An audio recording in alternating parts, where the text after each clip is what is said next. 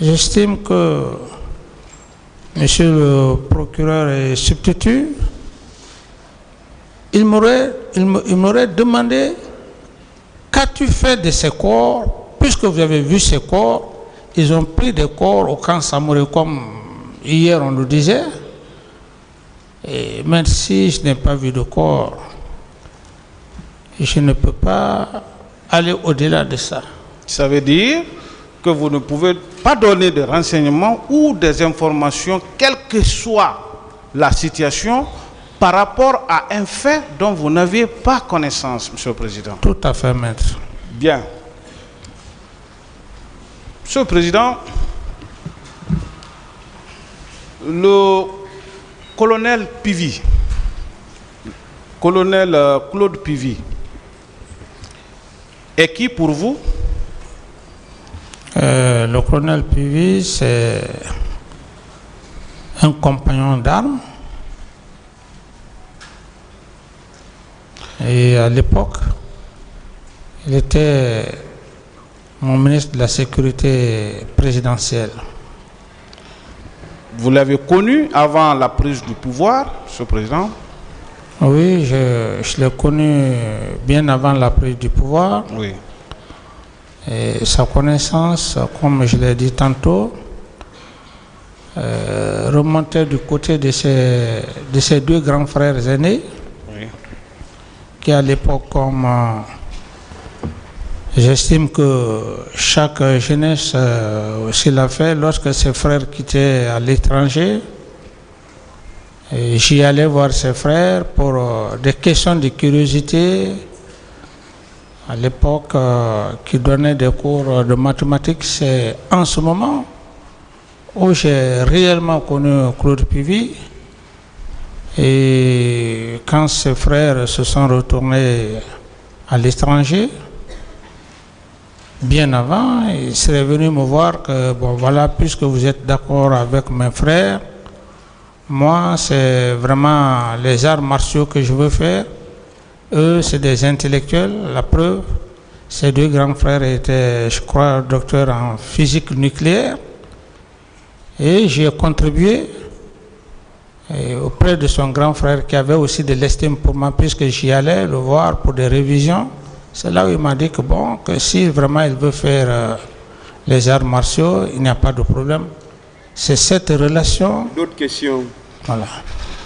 Ça veut dire tout simplement que vous avez connu l'homme depuis très longtemps avant la prise du pouvoir par le CNDD. Oh, tout à fait. Et c'est cette confiance-là qui vous a amené à le désigner par voie de décret comme ministre chargé de la sécurité présidentielle à l'époque. Oui, cette confiance, il y avait, mais le destin a voulu que je puisse le retrouver au sein des forces armées guinéennes. Et très jeune, il avait déjà incorporé l'armée, qui par la force du destin, je l'ai retrouvé dans l'armée. Ce respect et cette confiance existait toujours, et il m'écoutait.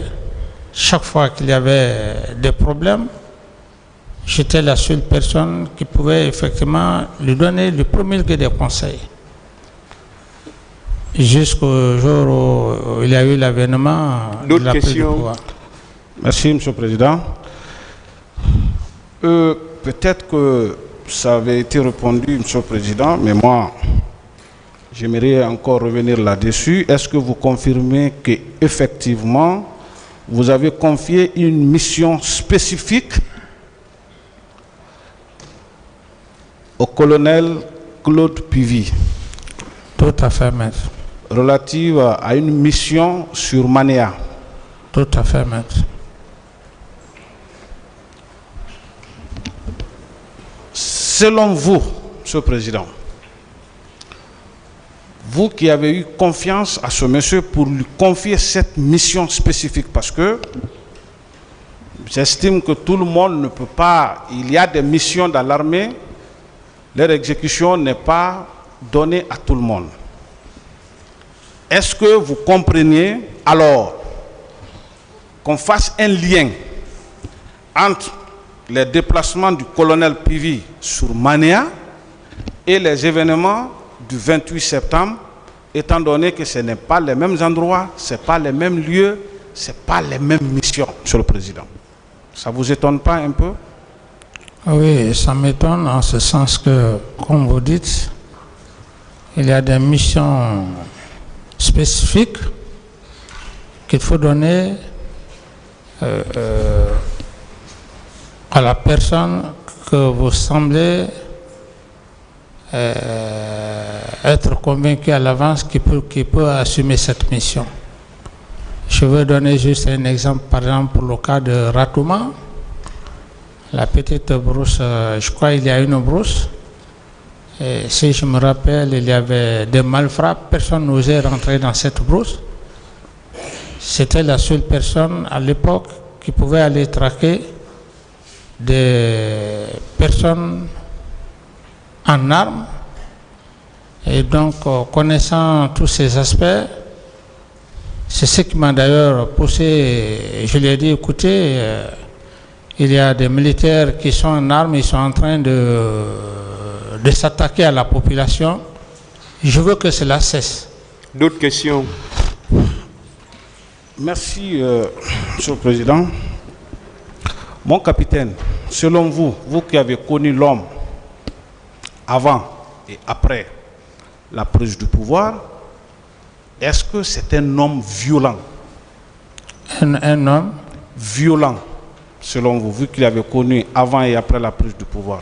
Un homme violent, je n'y crois pas, parce qu'il n'a jamais attaqué des personnes, des innocents, sans raison. Peut-être d'autres peuvent comprendre autrement. Lorsqu'il est question d'aller traquer des malfrats, on peut comprendre dans ce sens, mais un homme violent dans ce contexte, comme on peut l'imaginer, je n'y pense pas. Monsieur le Président, j'aimerais revenir un tout petit peu en arrière par rapport aux problèmes ou aux histoires de fosses communes. Est-ce que vous, capitaine Moussa Dadis Camara, vous avez eu les informations ou le renseignement, puisque vous étiez quand même président de la transition, de l'existence avec preuve, avec précision, des fosses communes où des morts ont été ramenés? Formellement, est-ce que vous en avez eu à travers les informations que vous avez apprises à travers les différents médias, Monsieur le Président? Si ce n'est pas des informations, les informations, j'estime que je les avais eues au même moment que tant d'autres. Mais dire qu'il y a eu un lieu à date, on dit que c'est une fosse commune suite aux événements du 28 septembre, je n'ai jamais vu. Et aucune preuve à date, je n'ai jamais vu mettre. Est-ce que vous ne pensez pas que cette histoire de fosse commune n'est pas une création comme beaucoup d'autres éléments dans ce dossier, Monsieur le Président? Fosse commune là. Oui, maître, ce qui m'étonne un peu, parce que lorsqu'on parle de fosse commune, et dans la pratique réelle, une fosse commune, quand elle doit être faite, j'estime il y a non seulement des engins, le bruit des engins peuvent alerter la partie où on doit effectivement creuser avec les bulldozers, parce que le plus souvent, c'est ce qui se passe. Mais à date d'aujourd'hui, ce ne sont que des informations. Personne n'a découvert, ou des experts ne fait qu'à, de façon avec des preuves palpables, que c'est ce site où il y a des fosses communes. Merci pour cette réponse bien précise, Monsieur le Président. Pour revenir encore, si vous permettez, sur le cas de colonel Pivi, est-ce que, après les événements du 28 septembre, tous les rapports que vous avez reçus en votre qualité de président, des informations, est-ce qu'il était mentionné quelque part sa participation aux événements de près ou de loin? Comme on cite certains noms clairement des personnes qui se sont rendues au stade du 28 septembre, Monsieur le Président. Maître, à ce niveau, à ma connaissance, Claude Pivi n'est pas une personne cachée. Et je me dis, personnellement, sauf preuve contraire, que si il était parti au stade du 28 septembre, j'estime que tous les leaders politiques connaissent ou connaissaient à l'époque Claude Pivi. On lui aurait indexé comme on a indexé M. Toumba Diakité. Et dans... C'est bon, Monsieur le Président, c'est bon. Merci, je suis satisfait. Pour revenir à vous-même, Monsieur le Président, moi, depuis le début de ce procès, je me pose quand même une seule question par rapport au mouvement qui a eu lieu à la présidence le matin du 28 septembre 2009, que vos gardes, pour être précis, que votre aide de camp vient vous empêcher de sortir, de vous rendre au stade du 28 septembre, parce que j'estime que s'il vous a empêché, c'était pour ne pas, non seulement quelque chose vous arrive à vous, et pour éviter d'autres complications sur le terrain. Mais vous, jusque là où vous êtes assis, est-ce que vous comprenez qu'on puisse vous empêcher et que votre aide de camp, de par quelque manière que ce soit, je n'en sais pas trop, lui, il puisse se rendre au stade du 28 septembre. Jusque-là, est-ce que vous parvenez à comprendre réellement, réellement moi, je ne parle même pas d'obéissance, de désobéissance ou de quoi, mais vous, parce qu'il s'agit de vous, est-ce que jusque-là, vous comprenez cela, Monsieur le Président? C'est incompréhensif de ma part. C'est pour cette raison que je dis que ce n'est pas de la passion qui va jouer ici. Nous sommes devant un tribunal criminel et comme je le dis,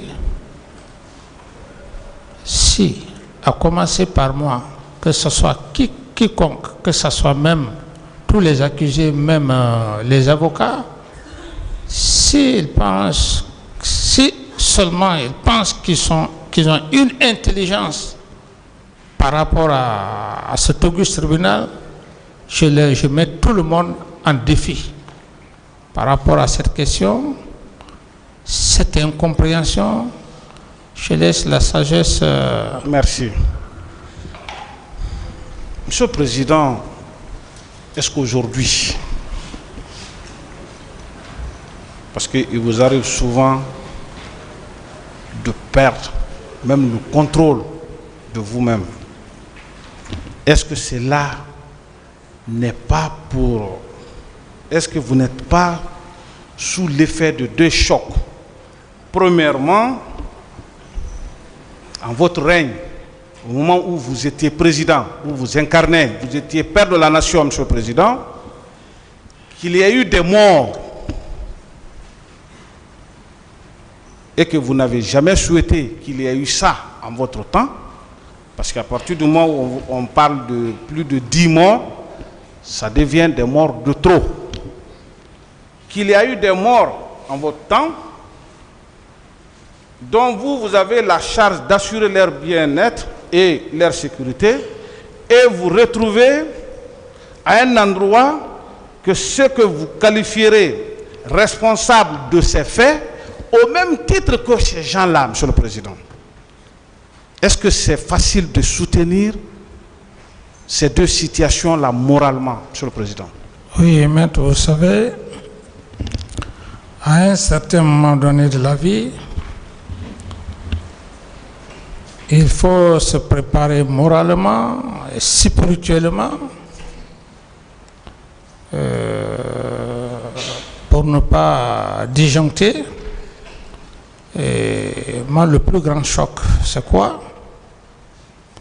C'est le cas de ces morts pendant que j'étais président à l'époque.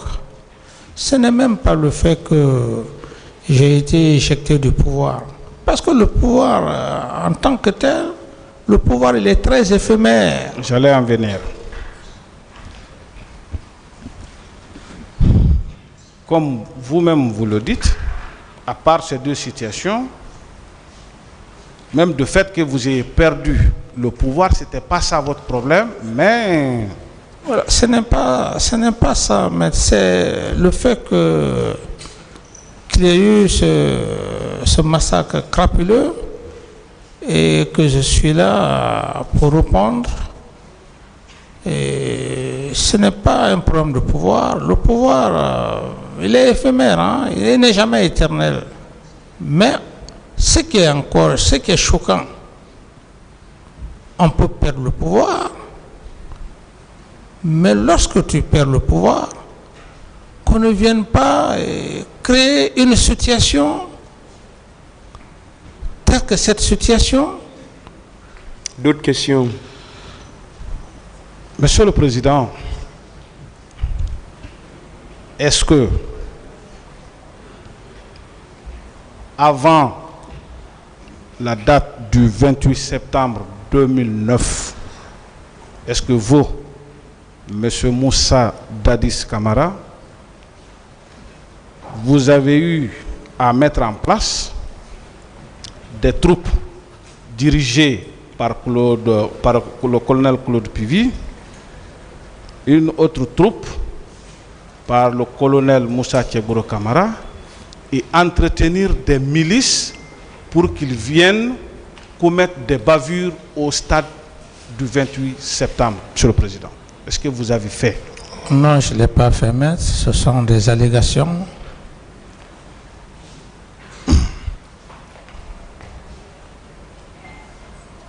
Monsieur le Président, est-ce que tout ce qu'on vous reproche dans cette affaire, de près ou de loin, est-ce que vous avez facilité à quelque niveau que ce soit la commission de ces infractions? Non, maître. Ça veut dire aujourd'hui, tout ce que vous demandez à cet auguste tribunal, comme vous l'avez toujours clamé, en ce qui vous concerne, et tous les autres, de dire le droit. Rien que le droit. C'est ça aujourd'hui, c'est ce qui vous anime. C'est ce qui m'anime, maître. Tout le reste viendra après. Monsieur le Président, moi j'aimerais peut-être pour terminer, avec la permission de Monsieur le Président, moi je vous prie souvent de ne pas vous énerver. Parce que il y a des intérêts opposé dans cette affaire. Dès lors que vous assistez que quelqu'un est en train de vous amener dans la colère, vous, votre rôle, c'est de garder votre calme, votre sérénité pour ne pas... La question, s'il vous plaît. Je vous remercie, M. le Président. Merci, Maître, pour le conseil. Monsieur le Président, de nous avoir donné la parole pour commencer une série de questions. Mais avant de commencer, Monsieur le Président, c'est vrai que vous avez insisté sur le fait qu'il n'y ait pas de commentaires. Et puisque c'est notre client qui est à la barre, nous voudrions, avant de commencer nos interrogatoires, remercier en fait votre composition, vous et vos assesseurs, pour la sérénité avec laquelle vous dirigez les débats et le respect des droits et des dignités de nos clients. Merci, Monsieur le Président, et à vos assesseurs. Monsieur Camara. Oui, Maître. Je voudrais vous appeler capitaine, parce que vous êtes plus fier de cette qualité. Pas de problème, Maître. Très bien. Vous avez accédé au pouvoir par coup de change, par la volonté de vos frères d'armes. N'est-ce pas une chance pour vous d'accéder au pouvoir sans effusion de sang? Merci, Maître, pour cette question.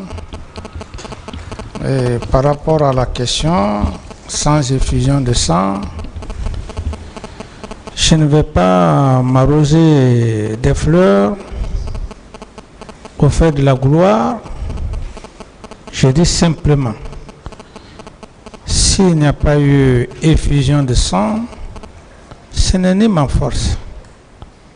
C'est une chance que j'ai eue. Sinon, ce n'est pas une qualité, Maître, parce que dans l'histoire militaire, lorsque des militaires se saisissent du pouvoir, il faut juste avoir la chance. D'accord. On considère que c'est une chance pour vous. Est-ce que, du moment où cela n'est pas arrivé, est-ce que votre souhait a été un tant soit peu que le sang d'un seul Guinéen soit versé pendant l'exercice du pouvoir? Est-ce que vous l'avez souhaité, ne serait-ce qu'une seule fois? Non, je ne l'ai pas souhaité, Maître. Très bien. La preuve est que en 2008, où le décès du feu régional Lansana Conté, jusqu'au 29 septembre 2009, aucun Guinéen n'a perdu la vie sous votre magistère. Oui ou non? Oui, Maître. Non. Donc personne n'a perdu la vie. Vous dites? J'ai dit personne n'a perdu la vie à cause de votre pouvoir pendant le début de votre prise de pouvoir jusqu'au 27 septembre 2009. Oui, c'est pour ça que, Maître, pour ceux-là qui sont des incrédules, hein, et je ne parle pas de ceux qui sont des incrédules, qui ne connaissent pas Dieu. C'est pourquoi je dis, c'est juste une question d'échange, Maître. Très bien. Ce n'est ni ma force, ni ma gloire. Je comprends, Monsieur le Président. Monsieur le Président, quand vous étiez président, moi je faisais la deuxième année 3. Donc je vous suivais régulièrement à la télé et je voyais votre volonté, ce que vous voulez pour le pays. Bon, je ne sais pas si c'est le micro ou quoi, mais on a du mal à comprendre même vos questions. D'accord. C'est bon? Voilà. Oui. Ok. Je disais que pendant que vous étiez au pouvoir, moi je faisais la deuxième année droit. Je vous suivais à la télé, j'admirais ce que vous faisiez parce que vous aviez la volonté de faire bouger ce pays-là. Oui ou non, vous aviez cette volonté lorsque vous avez pris le pouvoir et pendant l'exercice du pouvoir? Oui, maître. Très bien. Monsieur le Président, avant, je vais poser mes questions de manière chronologique. Donc, avant, à la veille du 28 septembre, le jour et les jours qui ont suivi. À la veille du 28 septembre, vous vous êtes rendu à l'Abbé avec une délégation. Oui ou non? Oui, maître. L'objectif, c'est parce que des sages de Fouta étaient venus vous demander de vous rendre dans cette localité afin d'être accueillis par la population. Oui ou non? Oui, maître. De bonne foi, parce que vous étiez le père de la nation, vous avez décidé de vous rendre à l'Abbé. Oui, maître. Très bien. Lorsque vous avez été à l'Abbé, quelle était l'ambiance que vous aviez ce jour-là avec la population de cette localité? Ce que j'ai constaté à l'Abbé ce jour, même par l'Abbé, a commencé par maman en allant, je ne sais pas si c'est de là-bas au Pita jusqu'à l'Abbé. Je me suis dit que ce n'est pas pour rien que j'ai fait le déplacement. J'ai trouvé un peuple, une population qui m'a prouvé qu'on est tous Guinéens. Très bien. Donc vous êtes senti chez vous, à l'Abbé? Chez moi-même. Très bien. Et vous avez quitté l'Abbé confiant de votre popularité, notamment par les jeunes, ou bien? Oui, non seulement par les jeunes de l'Abbé, mais la population elle-même l'estime. Bon, peut-être l'expression popularité, mais l'estime, le respect, j'étais vraiment confiant. Je le dis parce qu'il a été dit à cette audience que vous êtes rendu au stade, à l'Abbé du moins, pour défier les opposants. Alors que ce sont les sages, c'est à la demande des sages de cette localité que vous vous êtes rendu. Ce n'est pas une question, c'était une précision. Monsieur capitaine, oui, maître. Quand vous êtes revenu de l'Abbé, est-ce que vous confirmez que vous êtes rentré à Conakry dans les bandes de Zoroyeur 1 heure? Oui, tout à fait, maître. Donc vous étiez fatigué. Oui. Vous aviez trouvé qu'il y a des personnes qui vous attendaient. Oui, maître. Mais étant donné que vous étiez fatigué, vous êtes rentré directement vous coucher. Oui ou non? Oui, maître, sauf par allégation des allégations. Sinon, ce que vous dites, c'est ce qui s'est passé, maître. Très bien. Non, on est là pour dire la réalité des faits. Oui. En somme, si vous êtes parti vous coucher, parce qu'il a été soutenu à la barre ici, selon certaines parties civiles ou d'autres, qu'une réunion aurait été tenue par le CNDD dans la nuit du 27. Dans la nuit du 27, qu'une réunion s'était tenue. Est-ce que vous, qui étiez le président du CNDD à l'époque, après votre tournée à l'Abbé, vous rentrez à Conakry à 1 heure du matin, vous trouvez des gens chez vous, vous n'avez pas eu le temps de communiquer avec vous, vous êtes parti directement vous coucher. Est-ce qu'on peut dire que vous avez participé à une réunion quelconque ce jour-là?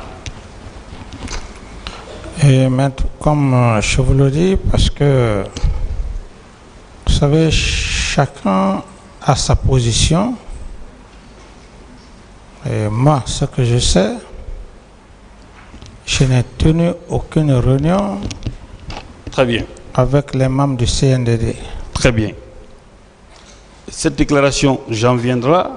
Tous les membres du CNDD confirment qu'il n'y a jamais eu de réunion ce jour-là concernant une quelconque manifestation. Monsieur le Président, Monsieur le capitaine Dadis, vous dormiez lorsque votre commandant des opérations, Feu Joseph Makambo, est venu vous réveiller pour vous dire que les opposants s'apprêtaient à manifester ce 28 septembre. Est-ce que vous confirmez cette déclaration? Oui, maître. Très bien. Vous avez essayé de joindre celui ou parmi les leaders avec lequel vous entreteniez de bonnes relations. Oui, maître. C'était M. Sidia Touré. Oui, maître. Très bien.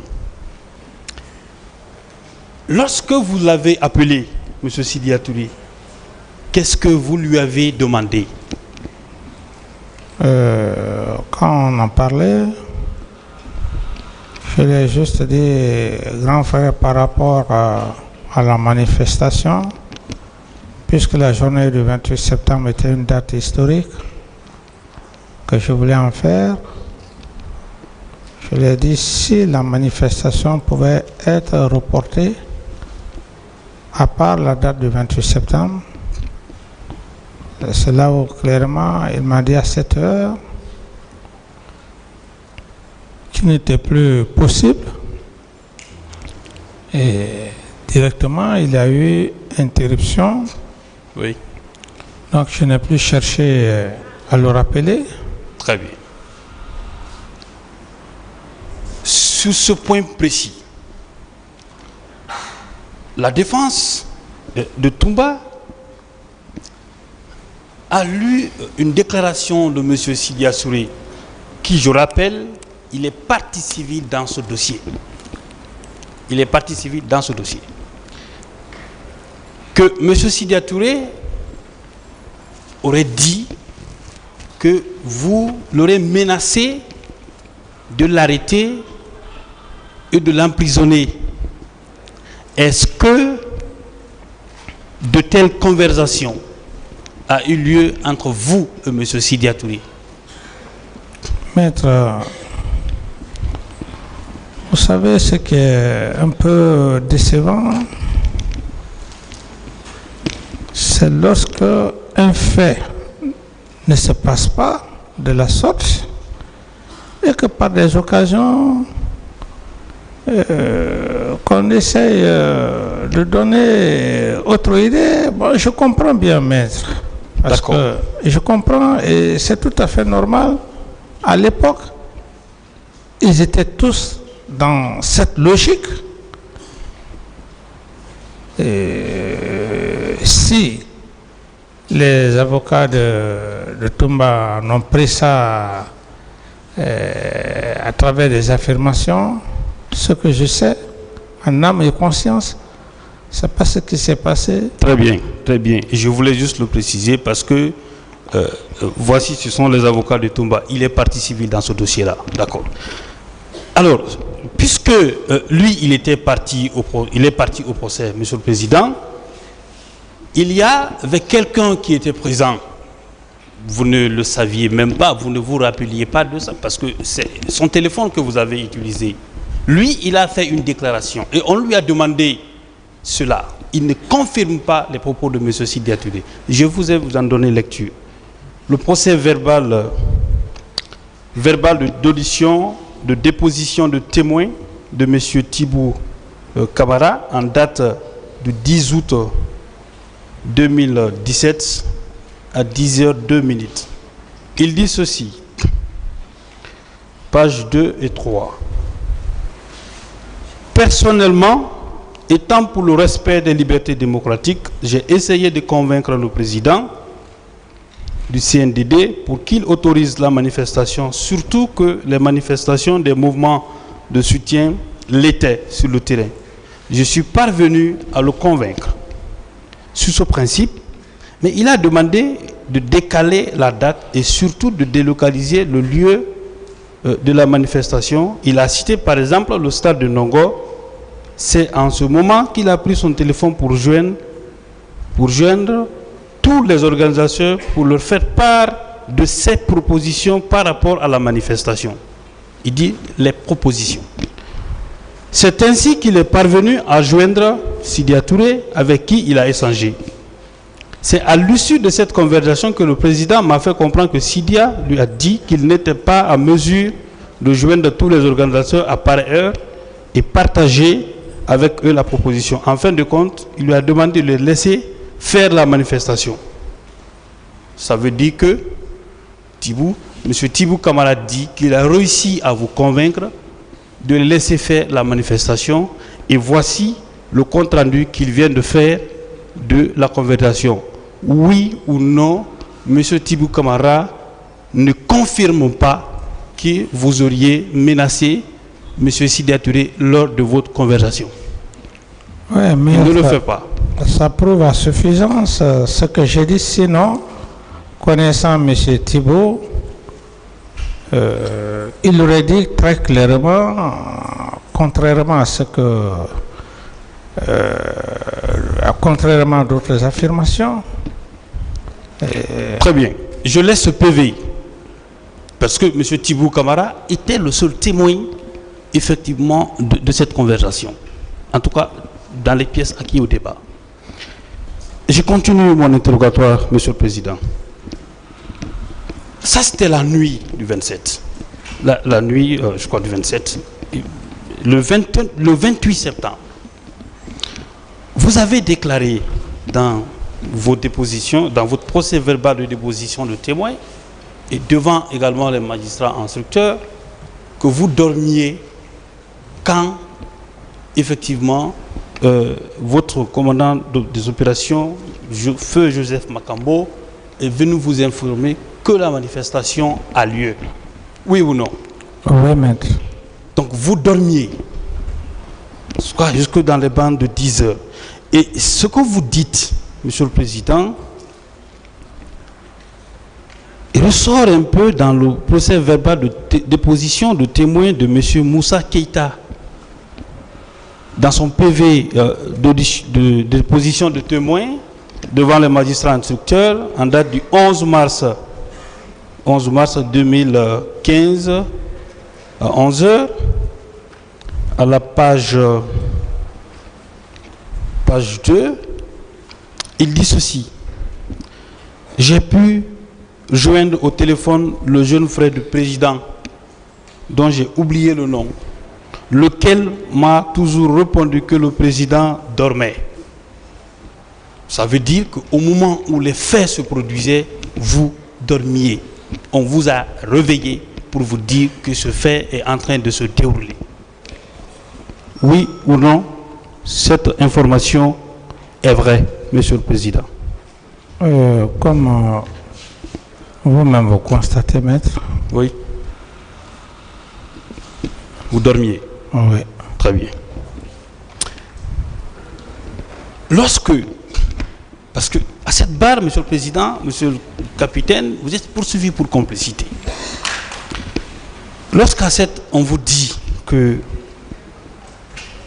vous étiez à cet instant précis où les faits se déroulaient, que vous étiez au stade. Et c'est là où je vais revenir à l'une des questions posées hier par la défense de M. Toupa Diakité.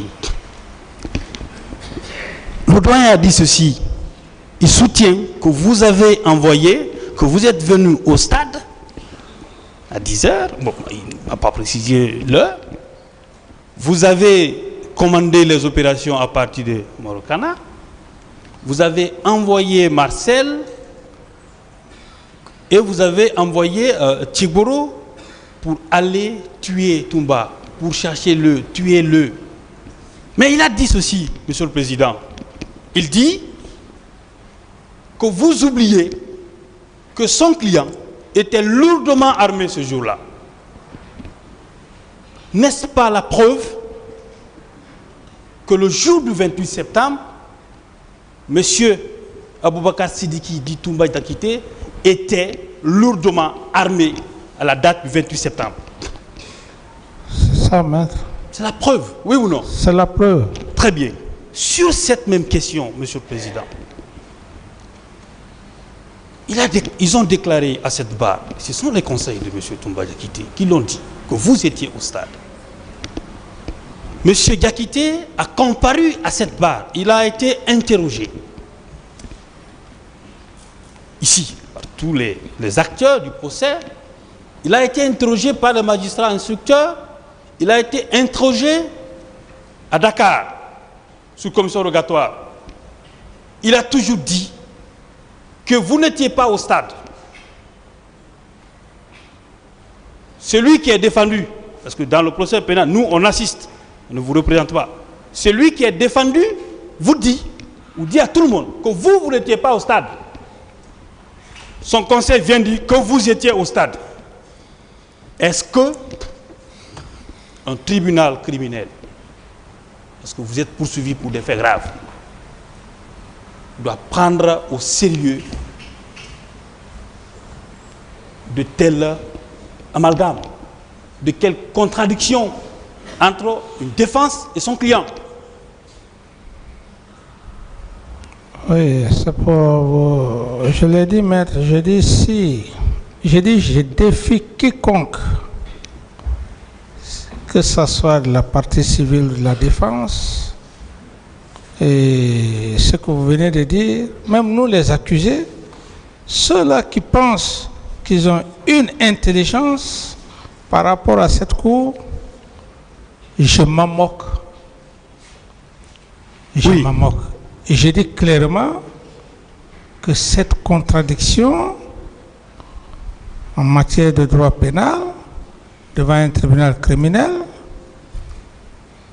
il y a le parquet qui est là, des spécialistes. D'accord. Ils vont, je remets ça à leur sagesse, maître. Rassurez-vous, vous avez un tribunal très sérieux. Capitaine, est-ce que lorsque quelqu'un vous dit que mon client était armé au stade et que ce dernier, il est poursuivi pour des faits d'assassinat, des faits de meurtre, n'est-ce pas la preuve que l'intéressé est effectivement coupable des faits qui lui sont reprochés? N'est-ce pas la preuve qu'il était armé au stade du 28 septembre, ce jour-là, alors qu'il n'est pas gendarme? Il est militaire, il s'arme pour aller au stade du 28 septembre. Est-ce que ce n'est pas la preuve, Monsieur le Président, que ce tribunal est en train de rechercher à cette barre? Oui, vous savez, maître, comme je l'ai dit, je l'ai dit hier, un des célèbres magistrats, c'était des cours qu'on suivait, on n'était pas des spécialistes. J'ai parlé hier, j'ai dit, maître Sidram disait que le droit pénal est une arme à la gâchette facile. Ça veut dire quoi, maître? Ça veut dire ce que l'avocat de M. Toumba vient de dire. Il ne peut plus rattraper. Il ne peut plus rattraper. Il ne peut plus rattraper parce que la balle est déjà partie. Très bien. Alors je ne peux que laisser la sagesse de cet auguste tribunal. D'accord, capitaine. Et je le dis simplement parce que si à la phase de l'instruction préparatoire, ce sont des indices, ok, donc à la phase de l'inculpation, ce sont des simples indices. Ici, à cette barre, c'est les preuves. Et voici ce que dit, je vous fais lecture de la question de preuve dans le code de procédure pénale, avec la permission de M. le Président. Une question suivra, bien sûr, M. le Président.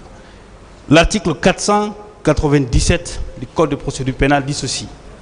Hormis les cas où la loi en dispose autrement, les infractions peuvent être établies par tout moyen de preuve et le juge décide d'après son intime conviction. Ça veut dire que tous les moyens de preuve sont admis devant ce tribunal et il appartiendra au tribunal d'en décider, de donner une suite. Et la déclaration d'un avocat en fait foi. Je poursuis mon interrogatoire, Monsieur le Président. Sur l'organisation de la présidence, sur la question du commandant de la garde présidentielle et également sur le commandant du régiment, sur la question. Il vous a été posé une question ici par les conseils de M. Diakité et même le ministère public, que Toumba n'est pas le commandant du régiment. On vous a demandé, est-ce qu'il existe un acte de nomination, un décret de nomination de M. Toumba Diakité? Vous connaissant, vous êtes sincère, vous n'êtes pas dans le mensonge, Monsieur le Président. La question qu'il faille se poser et que moi je vais vous demander,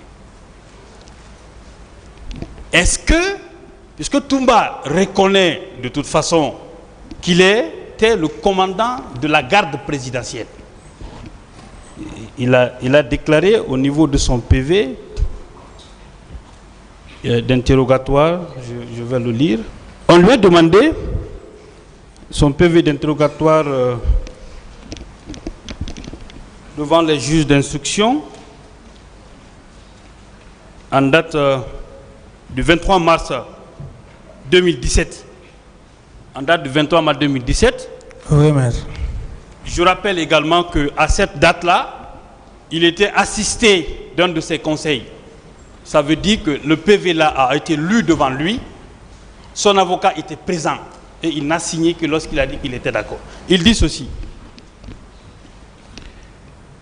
Question. Le CNDD formé, quelle fonction vous a-t-on accordé? Il dit, j'ai été nommé aide de camp et commandant de la garde présidentielle. Marcel a été mon adjoint. C'est lui qui parle dans son PV assisté du doyen Yomba. Je comprends, maître. Ok. Maintenant, est-ce que le commandant du régiment, puisqu'il n'y a pas un acte de nomination, ni vous, ni lui n'avez un acte, mais qui exerçait effectivement les fonctions du commandant du régiment? Alors, maître, par rapport à cette question, je prends juste un exemple terre à terre, ici, dans cette audience. Monsieur le procureur est là. Il a ses substituts. Si, monsieur le procureur, excusez-moi, monsieur le procureur... Monsieur Camara, vous pouvez chercher un exemple ailleurs. Non, non, c'est l'exemple. Et vous laissez le tribunal, vous mettez le tribunal en dehors, y compris les autres parties, c'est-à-dire le ministère public, les accusés, la partie civile. Merci, monsieur le président. Prenez votre exemple ailleurs. Je prends l'exemple ailleurs. Alors, maître, c'est comme un commissaire central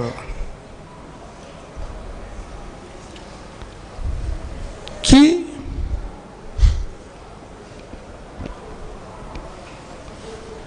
de par un de ses travailleurs parte libérer, sortir quelqu'un d'une infraction de la prison. Cependant, il n'est pas commissaire, il est peut-être inspecteur ou un travailleur. En réalité, est-ce qu'il n'a pas exercé frauduleusement la fonction du commissaire qui a toute la latitude Très bien. Donc on peut considérer que même s'il n'y avait pas un acte en tant que tel, M. Toumba agissait en cette qualité. Tout à commandant fait. de régiment. Tout à fait, Très bien. maître. Et pour preuve, maître, pour encore... Je vais en revenir sur ce point. Laissez-le parler. Laissez-le parler. Il a répondu, Monsieur le Président, à la question. Laissez-le continuer. D'accord. Je voulais encore rafraîchir aussi, rafraîchir votre mémoire pour votre conviction. Lorsque M. Toumba aide de camp, et comme son PV stipule, commandant de la garde présidentielle s'engage volontairement à aller faire la sortie de 26 recrues. Recrues avec le grade de caporal. Qu'est-ce que ça veut dire? Ça veut dire qu'il exerçait cumulativement ses fonctions. D'accord. Justement, je viens sur ce tact-là. Lorsque on vous demande, est-ce que vous avez pris un décret? Parce qu'on vous a posé la question, est-ce que l'acte signé par Toumba est un acte de nomination ou c'est un décret? Ou bien, d'accord, et qu'on vous considère que vous qui étiez avec le commandant du régiment, c'est eux qui le disent, mais est-ce que parmi vos titres officiels, quand vous étiez président de transition, chef de l'État, ainsi de suite, est-ce que le titre commandant du régiment figurait? Est-ce qu'on vous appelait commandant du régiment? Non. Est-ce qu'il y a un acte qui prévoit que vous êtes commandant du régiment? Non, nulle part. Très bien. Cependant, vous n'avez jamais exercé, et ce titre ne vous a jamais accompagné, vous n'avez pas non plus signé aucun acte de nomination ou de retrait d'éléments en tant que commandant de régiment. Entre vous, capitaine, oui, maître, et votre aide de camp, commandant de la garde présidentielle, oui, maître, qui a signé un acte en cette qualité de commandant de régiment, entre vous deux, qui doit-on considérer comme exerçant effectivement cette fonction de commandant de régiment? Mais c'est M. Toumba. Je suis satisfait, Monsieur le Président. La preuve est libre. Hein. Voilà. En tout cas, est-ce qu'on vous a montré un acte ici que vous avez signé en qualité de régiment, du commandant de régiment? Non, maître. Très bien. Monsieur Diakité a déclaré que Marcel était son adjoint. À cette barre, il a dit que Marcel était un électron libre. Pour pouvoir dire que lui, Marcel pouvait faire des choses sans lui. Mais, Monsieur le Président, capitaine, lorsqu'il vous dit que il a quitté, par exemple, le stade chez vous, quand vous l'avez appelé, et que Marcel était venu lui dire mon commandant, que c'est en ce moment qu'il s'est... Marcel s'est rendu au stade, donc il a quitté, et lui, on lui a appelé pour lui faire savoir effectivement que vous étiez parti au stade. Je vais relever en fait une contradiction entre ses propos et ceux de son avocat, et vous poser ma question. Vous êtes président, parce qu'on a voulu vous présenter comme étant un chef de quartier. Lorsque le président se déplace, lorsque vous vous déplaciez à l'époque, vous vous déplacez avec au minimum combien de véhicules?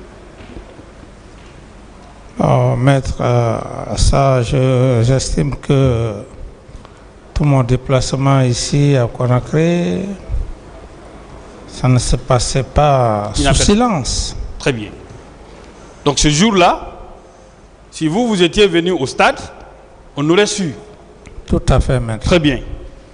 Et lorsqu'il dit qu'il a demandé au commandant du salon qu'il a exigé à ce dernier, il lui a ordonné de ne pas vous laisser sortir. Son avocat dit que vous êtes sorti, vous êtes retrouvé au stade. C'est au même moment, hein, le timing. Est-ce que ça, c'est possible? Ce n'est pas possible. Très bien. Donc, vous confirmez à la barre de ce tribunal que vous n'avez jamais quitté votre bureau. Vous êtes resté. Tout à fait, maître. Très bien.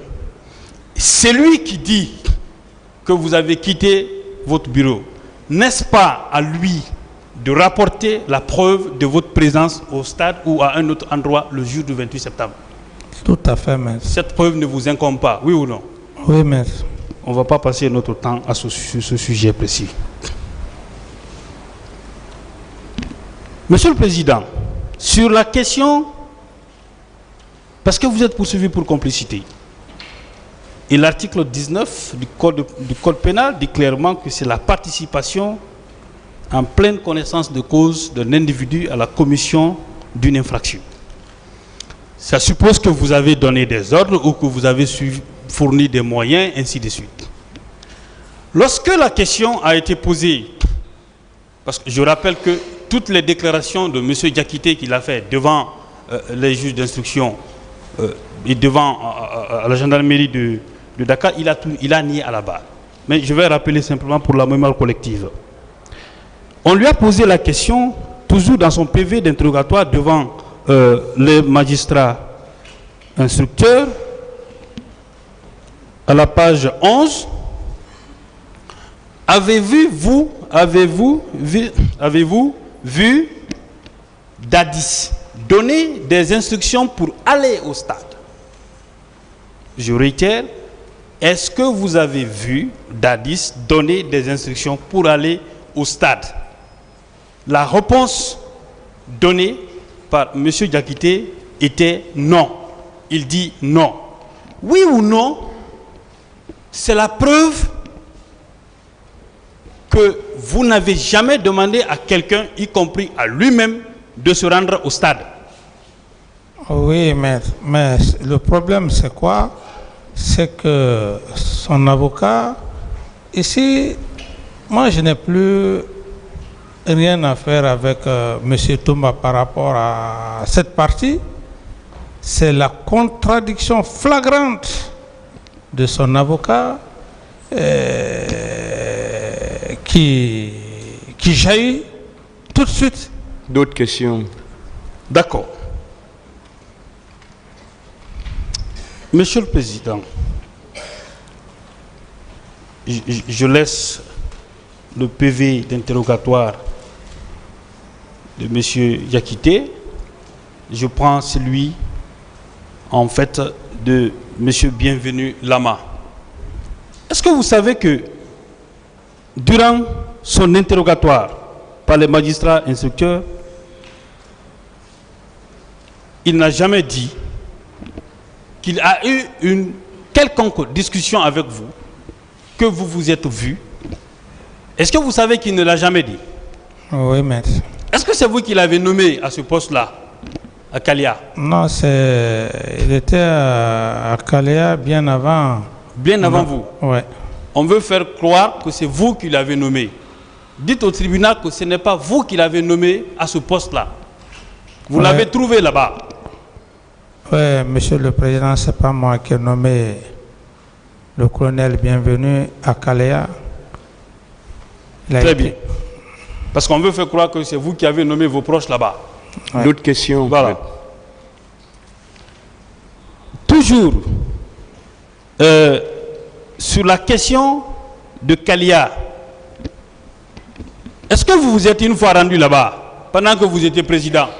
À date d'aujourd'hui, je ne connais pas Kaléa. Très bien. Lorsque on vous dit que c'est vous qui avez réceptionné, demandé à ce que les recrues de Kalia soient logés au camp Alpha Yaya, j'ai posé une question à M. Diakité. Je lui ai demandé, lorsqu'on lui a dit que ces recrues étaient là pour le président Dadis, il était votre aide de camp il a dit lui-même conseiller spirituel. Mais moi, je considère être du camp, comme vous étiez, il était vos yeux et tout. Tout à fait. Mais pourquoi, lui, quand il a appris cela, pourquoi n'était-il pas venu vous demander?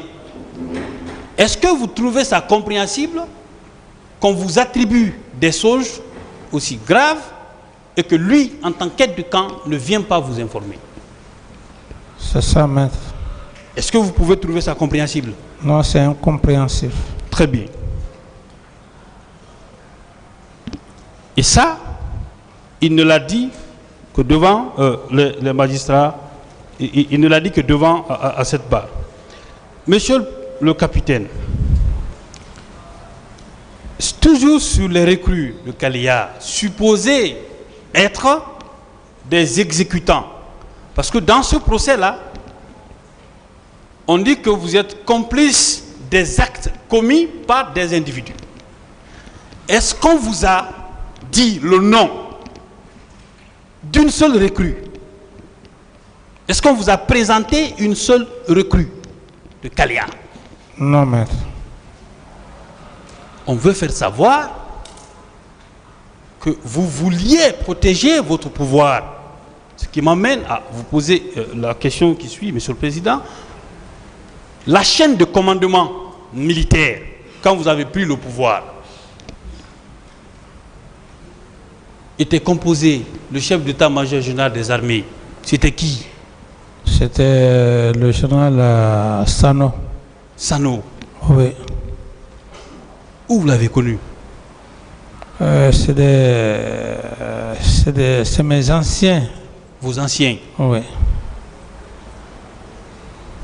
Après lui, qui d'autre? Qui était le chef d'état-major de l'armée de l'air? Si vous vous rappelez. C'est le colonel à l'époque, Mara, qui sont tous mes anciens. Très bien. Qui était votre ministre de la Défense? Le général Sekouba Konaté. Général Sekouba Konaté. Votre ministre de la Sécurité? Mon ministre de la Sécurité, c'était le général paix à son âme. Est-ce que ceci-là, Mamadou Toto Kamara. Oui. Est-ce que ceux-ci qui s'occupent de l'aspect sécuritaire du pays, est-ce que ceux-ci sont vos proches à vous, comme on a voulu faire le savoir? Mais maître, ils sont pas. Ça ne me ressemble pas par rapport même. Non, c'est juste ça. Vous répondez oui ou non. Est-ce que ceux-ci sont vos proches en tant que tels? Non. Très bien.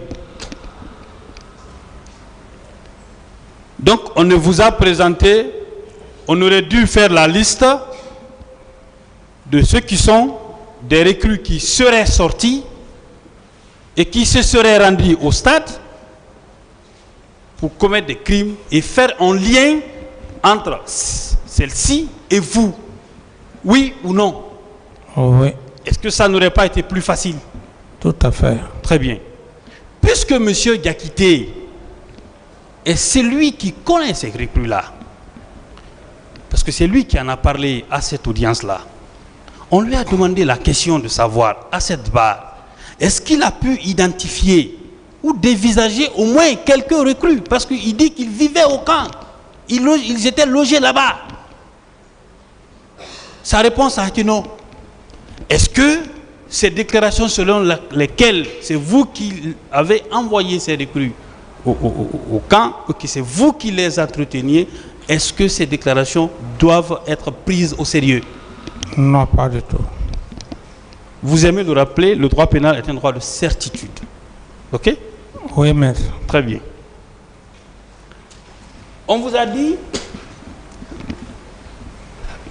j'insiste beaucoup sur les conseils de Toumba parce que ce sont ceux-ci. Vous êtes poursuivis pour complicité, c'est eux qui se sont érigés en parquet pour pouvoir démontrer cela. Ils ont dit à cette barre, Monsieur le Président, que M. Pivi aurait reconnu, aurait dit à la gendarmerie, à l'enquête préliminaire, que c'est vous qui auriez envoyé le colonel Kigboro au stade.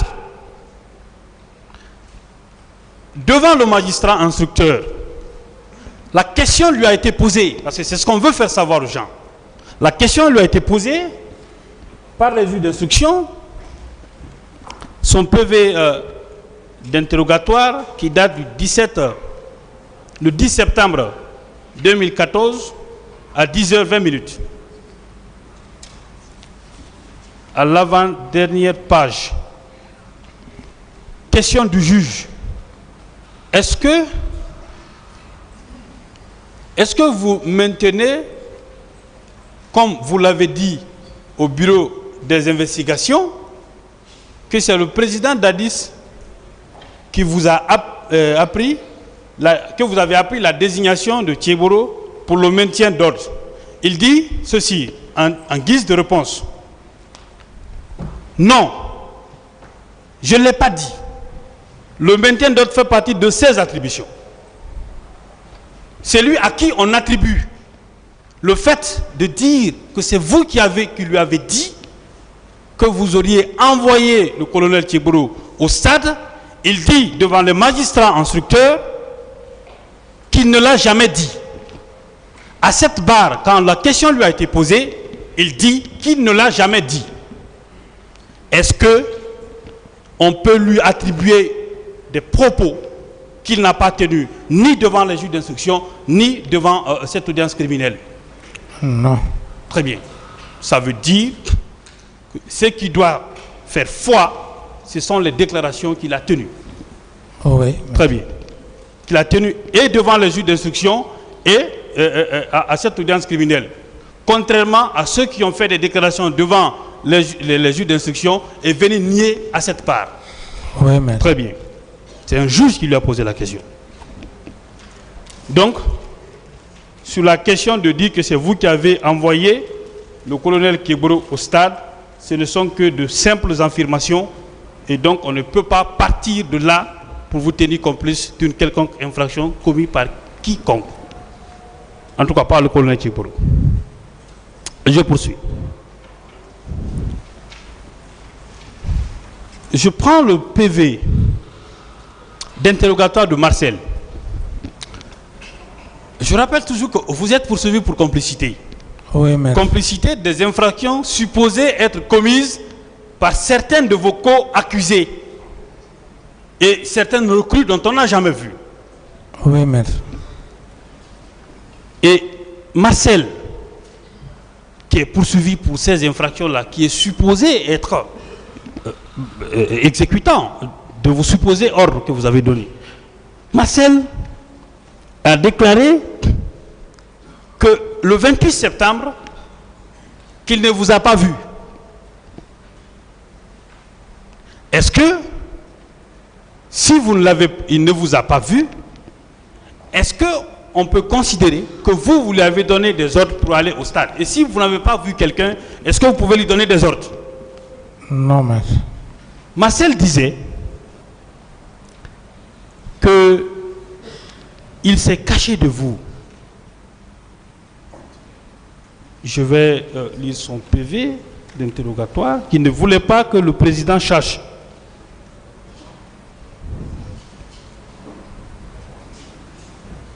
Et je ne... Attendez. D'accord. On lui a posé la question, est-ce que vous étiez présent lorsque le président Dadis avait décidé d'aller au stade du 28 septembre? Ça veut dire que quand vous aviez voulu vous rendre au stade et qu'on vous en a empêché, on lui a posé la question, est-ce qu'il était présent? Il dit, non, je n'étais pas dans le même compartiment que lui. C'est ce qu'il déclare. Oui, maître. Donc il n'était pas présent quand vous aviez décidé vous-même de vous rendre au stade.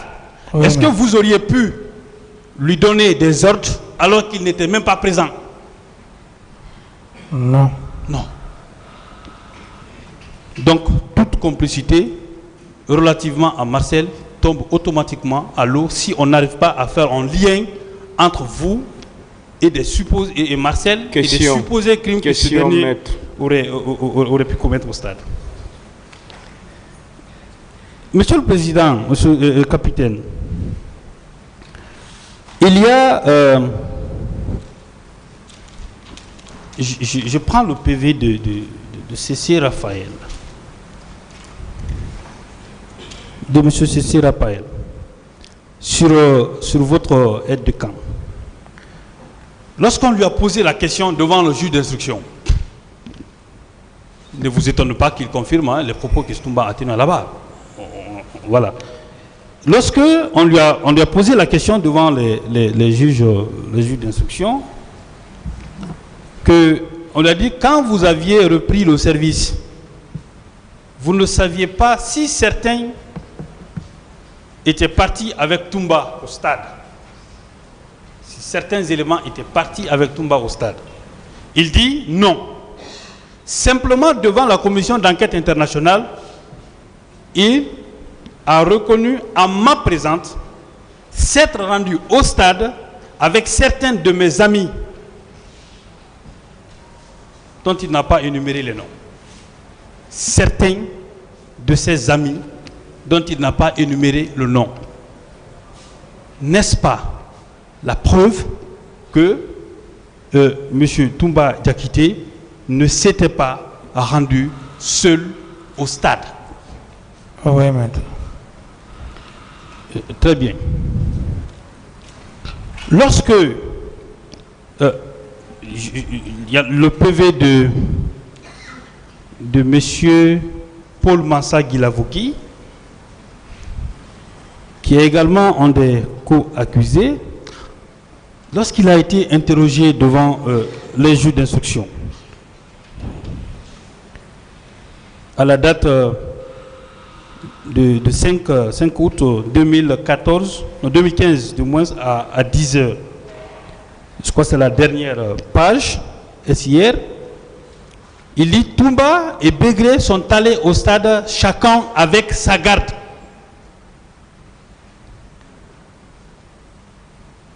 N'est-ce pas la preuve que Toumba s'est rendu au stade pas seul? Tout à fait, maître. Et ça corrobore avec les informations données hier par son avocat qu'il était lourdement armé en se rendant au stade. Oui ou non? Oui, maître. Très bien. Et le lien est facile. Parce que M. Diakité s'est retranché, ou s'était retranché au camp Koundara, dirigé par Bégré. Et c'est à la suite de l'arrestation de deux éléments de Bégré, en lien avec les événements du 28 septembre, que Bégré a appelé Toumba pour aller les libérer. Est-ce que s'il n'y avait pas un lien suffisant, est-ce que Bégré n'aurait pas appelé quelqu'un d'autre ou d'une ou autre personne, mais il a appelé Toumba lui-même? Pourquoi?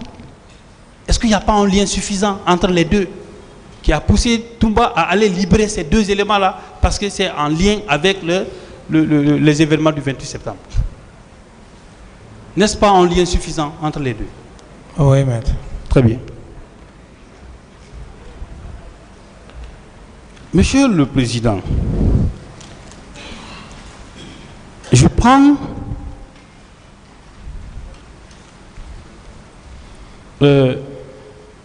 le PV de M. Selou Dalain Diallo. On a dit la dernière fois que vous le magnifiez, mais on doute de votre sincérité. Ce qui est vrai, c'est ce que vous le dites. Son PV d'interrogatoire, je crois à la page 3, où il dit, par rapport au stade, nous étions tous heureux pour ce qu'on a considéré comme notre victoire. Chacun manifestait sa joie de sa manière. L'ambiance était bon enfant, aussi bien à la tribune que sur le jardin, les jardins. C'est dans ce contexte de réjouissance que les bérets rouges, avec à leur tête Toumba Diakité, ont fait irruption dans le stade et se sont mis à tirer sur les manifestants. N'est-ce pas la preuve que c'est quand M. Toumba Diakité a fait irruption au stade avec ces hommes que les tirs ont commencé sur les manifestants? Oui, maître. Très bien. Il y a une déclaration de M. Selou Dalain Diallo sur un média international dont on produit là, Il a dit ceci, que le président Dadis peut dire que toute l'armée était incontrôlée, que c'est acceptable. Mais il ne peut pas dire qu'il ne maîtrise pas sa garde rapprochée, M. Toumba Diakité. Et qu'à cette barre, il est établi que c'est contre votre gré et à votre insu que M. Toumba Diakité s'est rendu au stade afin de commettre des crimes qui lui sont reprochés aujourd'hui. Est-ce que ça, c'est pas la preuve qu'il est allé sans votre avis et qu'il vous a désobéi en se rendant au stade? Oui, merci. Est-ce qu'à partir du moment où vous n'avez pas envoyé M. Diakité au stade, à partir du moment où il n'a pas suivi vos instructions, il n'a pas suivi les règles protocolaires, il ne vous a pas obéi, tous les crimes qu'il va commettre au stade, est-ce que on peut vous tenir responsable de ces crimes-là? Non, mais... Absolument pas. Très bien. On peut même supposer, Monsieur le Président, on a supposé que le président Dadis aurait demandé à quelqu'un de se rendre au stade. À supposer. Mais, à supposer que je demande à ma garde d'aller là-bas. Mais ce n'est pas parce qu'il est parti là-bas et qu'il a fait des choses là-bas que je serai tenu responsable. C'est juste une supposition, à plus forte raison, à fortiori. Question, maître. Justement, je viens pour la question, Monsieur le Président. A fortiori que vous ne l'avez jamais demandé de se rendre au stade. Jamais. Est-ce que vous pouvez être tenu responsable des actes qu'il a causés? Non, maître. Très bien. Monsieur le Président, on a rabaissé en fait la fonction de président dans cette salle. En vous considérant que les rapports d'autopsie, que vous qui devez faire ça, est-ce que vous avez demandé à ce qu'on le fasse? Lorsqu'on est président d'un pays, est-ce que c'est le président qui gère le ministère de la Santé? Non. Est-ce que c'est vous qui gérez le ministère de la Justice? Non. Est-ce qu'il n'est pas de la responsabilité du ministre de la Justice de s'occuper des questions relativement à la justice? Tout à fait. Il en est de même pour le ministre de la Sécurité, le ministre de la Défense. Tout à fait. Pourquoi vous, l'autopsie qui doit être ordonnée par un magistrat instructeur, initiée par le procureur de la République, coordonnée par le médecin légiste et autres, pourquoi c'est à un président de la République qu'on va poser cette question-là? Vous ne trouvez pas qu'il s'agit de l'acharnement? Un acharnement. Très bien. Hier, on a dit dans cette salle que c'est vous qui avez ordonné à ce qu'on ramasse les corps, ainsi de suite. Mais, Monsieur le Président, et que des exactions se seraient poursuivies les jours suivants. Vous étiez président du pays. Vous aviez un ministre de la Défense. Vous aviez un ministre de la Sécurité. La hiérarchie militaire. Vous n'êtes qu'au sommet. Avant vous, est-ce qu'il n'y a pas un escalier pour vous atteindre? Tout à fait. Est-ce que c'est à vous on demande des choses comme ça? Est-ce que le commissariat a été saccagé? Quelles mesures vous avez prises? Ces questions-là. Le commissariat n'a pas de directeur? Tout à fait. Est-ce qu'il n'y a pas de police judiciaire? Mais on va loin quand on vous demande à vous, président, de justifier ces faits-là. Vous trouvez ça raisonnable? Je ne trouve pas ça raisonnable.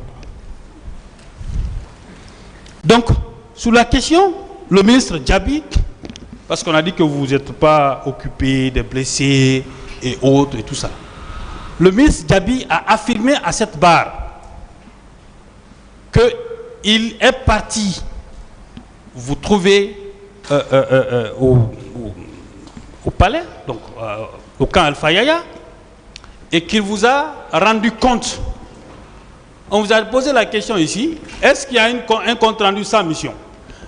Lorsque de tels événements se produisent et que lui, parce que Toumba l'a dit, contrairement à son avocat, c'était instantané, et que lui, il soit informé, vous êtes son président, oui ou non, c'est à vous, il doit venir donner l'information afin de chercher les moyens. Tout à fait. Et quand il est venu, vous trouvez, vous avez dit que vous étiez déjà au courant. Il vous a demandé des moyens pour la prise en charge des blessés et des malades, oui ou non? Oui. Très bien. Parce qu'on sait qu'en pareille circonstance, c'est le président en pareille urgence qui doit ordonner au ministre des Finances de bloquer, oui ou non? Oui. Très bien.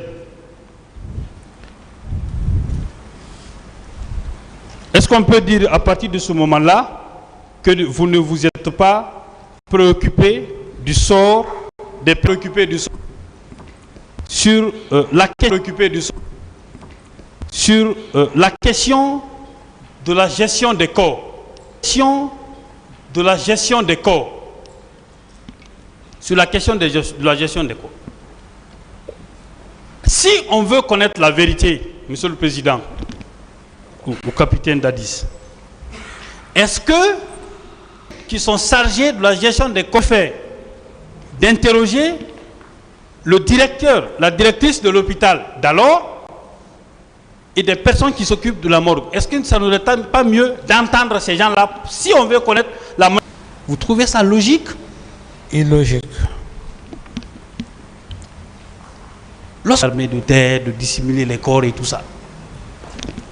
Mais, le capitaine, vous, lorsque vous avez été informé et que le ministre de la Défense et de la Santé vous a demandé, il dit il faut que nous nous rendions à l'hôpital, et que le président d'alors du Burkina Faso, Blaise Compaoré, est venu, vous étiez rendu à l'hôpital, vous avez demandé à ce que les corps là soient filmés, oui ou non?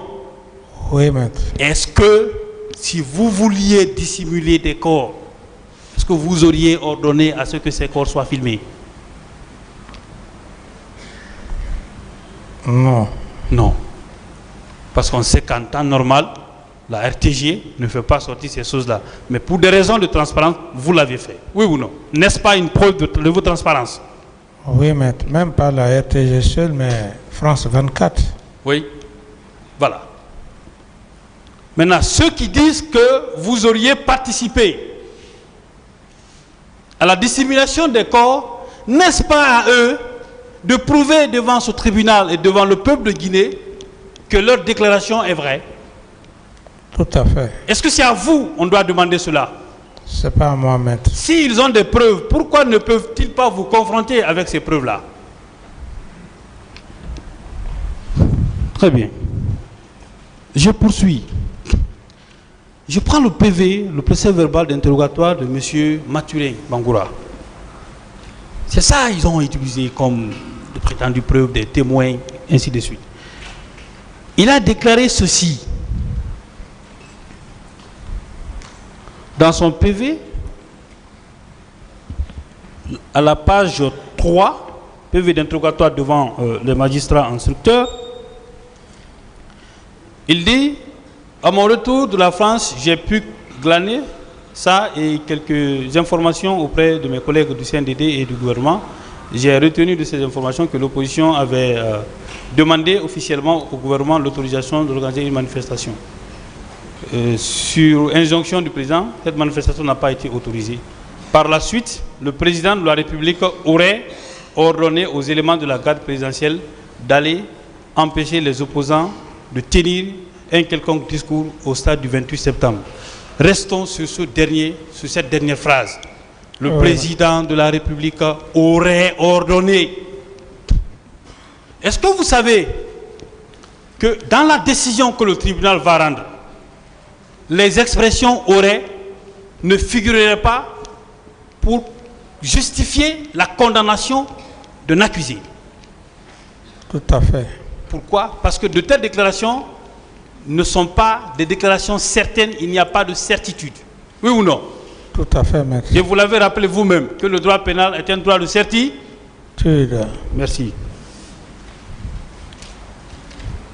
Donc, est-ce que toutes déclarations faites au conditionnel sont des déclarations qui doivent être prises au sérieux?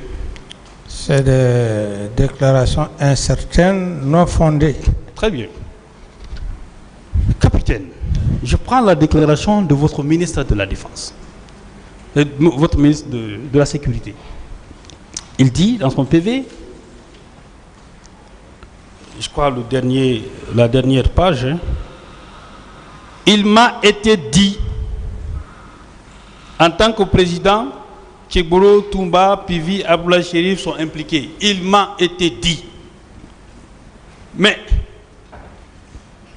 est-ce que c'était pas mieux, pour qu'il y ait une certitude, de dire qui lui a dit ça? Oui ou non? Oui, maître. Et puisqu'il ne vit plus, paix à son âme, il ne peut pas y avoir de confrontation. Donc cette pièce ne servira absolument à rien. Oui ou non? Oui. Très bien, Monsieur le Président. Je reviens sur le discours qui a été brandi par les conseils partie civile, je vais dire comme ça, de Sekouba Konaté, qui aurait été tenu à la date du 28 septembre. Vous avez déclaré, Monsieur le Président, que c'est à partir de l'aéroport que le général Konaté vous a appelé. Oui ou non? Oui, maître. Est-ce que vous saviez ce qu'il partait faire à Zérékouré? Non. Est-ce que si en tel discours, le discours qu'on a lu ici, doit être tenu au nom d'un président par le ministre de la Défense, celui avec qui il a presque géré le pouvoir, est-ce que vous ne deviez pas être informé du contenu du discours qui a été donné? Tout à fait. Est-ce que vous savez que le discours là qui a été produit à cette barre ici n'est même pas daté? Est-ce que vous savez ça? Non. Donc il n'y a aucun moyen de vérifier si ce discours là a été tenu à la date du 28 septembre ou pas. Oui ou non? Oui. Et surtout, vous avez déclaré ici que vous avez déclaré la journée du 28 septembre une journée de pardon et de recueillement. Est-ce que ce jour-là, pendant que c'est déclaré férié, est-ce que c'est ce jour-là, on va se rendre dans une ville quelconque de la Guinée pour tenir un discours de ce genre? Est-ce que ça, c'est possible dans le contexte là? C'est pratiquement impossible. Et pour encore une précision, oui, lorsque le ministre de la Défense, ça c'est dans la déposition de PV de M. Toumba, oui, c'est le ministre de la Défense qui informe mon aide de camp pour dire qu'il doit faire un déplacement sans le président. Oui. Voyez-vous que c'est paradoxal? C'est très paradoxal. D'accord, je reviens, monsieur le capitaine Dadis, sur la question de pardon. Sur la question de pardon. Beaucoup vous ont posé la question, pourquoi ne demandez-vous pas pardon, ainsi de suite. Dans les pays où il y a eu réconciliation, n'est-ce pas, c'est le mot vérité, justice, qui précède le pardon? Oui, maître, c'est d'ailleurs logique, parce qu'on dit justice avant réconciliation. Est-ce que ces victimes qui sont représentées par les partis civils doivent simplement dire j'ai pardonné sans savoir effectivement ce qui s'est passé? C'est pas normal. C'est pas normal, non? On doit savoir ce qui s'est passé réellement, oui, avant de demander pardon. Avant de demander pardon. Oui. Vous l'avez dit que vous, à la fin du procès, lorsque vous auriez su ce qui s'est passé et que vous allez faire ce qui vous semble être bon pour le peuple de Guinée et pour la paix. Oui ou non? Oui, maître. Quelqu'un qui a tiré sur vous, qui vous a désobéi en se rendant au stade, est-ce qu'on peut vous demander d'assumer les actes posés par ce dernier pendant que l'intéressé même est en train de nier les faits? Mais ce serait la plus grande malédiction si la personne demandait pardon Voilà. à l'auguste tribunal. Donc, vous ne refusez pas d'assumer votre responsabilité en tant que père de la nation au moment des faits. Mais ce que vous voulez, c'est que la vérité des faits soit rétablie devant tout le peuple de Guinée, oui ou non? Oui, maître. Très bien. Monsieur le Président, je tends vers la fin de mes questions, puisque vous êtes poursuivi pour complicité. Il y a, par exemple, vous êtes renvoyé devant ce tribunal pour des complicités d'assassinat, des complicités de meurtre, par des instructions et autres. Est-ce que vous avez demandé à un quelconque des accusés de se rendre au stade et tuer quelqu'un? Non, maître. Est-ce que vous avez fourni des armes pour aller tuer de pauvres citoyens? Non, maître. Est-ce qu'on vous a présenté les armes, la caractéristique des armes, le nombre d'armes, les qualités, la provenance? Est-ce qu'on vous les a présentées ici, à cette audience? Est-ce que depuis le début de cette procédure, de votre interrogatoire en votre qualité, votre déposition de témoin devant le juge d'instruction, à cette base, est-ce qu'on vous a présenté des armes que vous avez données pour aller massacrer les citoyens? Non, maître. Est-ce qu'on vous a identifié et autres? N'est-ce pas par écrit on le fait? Tout à fait. Est-ce qu'on peut s'arrêter comme ça et dire à sa garde, allez-y? Parce que c'est ce qu'on veut nous faire savoir, hein? Que vous, en votre qualité de président de la transition d'alors, vous les avez dit, allez-y au stade, massacrez-les. C'est ce qu'on veut vous faire savoir. Question. Est-ce que c'est ce que vous avez fait? Non, Question, maître. Monsieur le Président. Non, maître. Très bien. Donc, vous n'avez pas fourni d'armes. Absolument pas. Vous n'avez pas assisté si vous voulez, à l'exécution ou aux assassinats des gens. Vous n'étiez pas présent. Pas présent, maître. Très bien. On veut faire croire que vous, en votre qualité de président d'alors, que vous avez accepté que dans le camp où vous présidez, que vous auriez accepté à ce que des personnes soient torturées.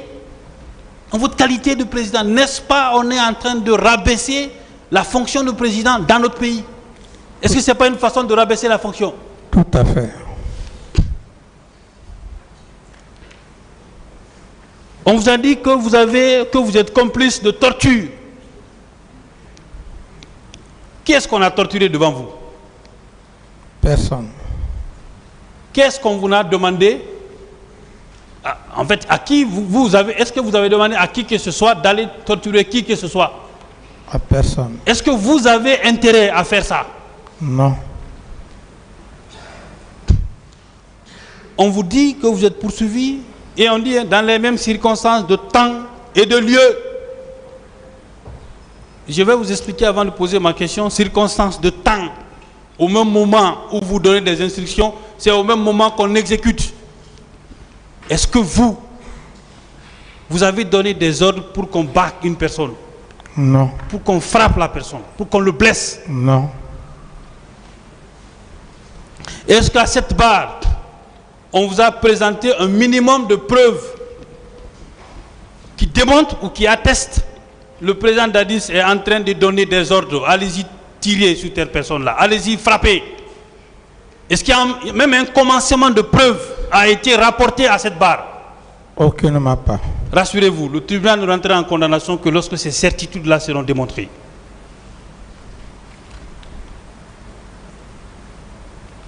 Monsieur le Président, on vous dit que vous avez, dans les mêmes circonstances de lieu et de temps, en pleine connaissance de cause, par provocation, fourniture d'instructions, participer au vol à main armée. Est-ce qu'un président de la République, qui a un budget de souveraineté, qui a construit des forages dans les quartiers, là où je réside, il y a un forage là-bas qu'on appelle forage d'Addis. Est-ce que vous, président, qui prend de telles initiatives, est-ce que vous pouvez donner des moyens ou des instructions à qui que ce soit pour aller piller, voler les biens des citoyens dont vous avez la charge de protéger? Ça ne me ressemble pas, maître. Est-ce qu'encore une fois, on ne rabaisse pas les fonctions du président de la République? Tout à fait. Est-ce qu'on n'est pas à responsabilité de décider pendant que d'autres fuient leur pays pour affronter cette justice? N'est-ce pas un honneur pour vous d'être là devant votre peuple pour dire ce que vous savez de ce qui s'est passé pendant que vous présidiez la nation? Est-ce que ça ne fait pas de vous un homme d'honneur? Oui, maître, comme je l'ai dit, moi je suis dans le statut d'homme, d'officier d'état-major. Je l'ai dit et je réitère, on n'est pas officier qui le veut. On ne porte pas le grade n'importe comment.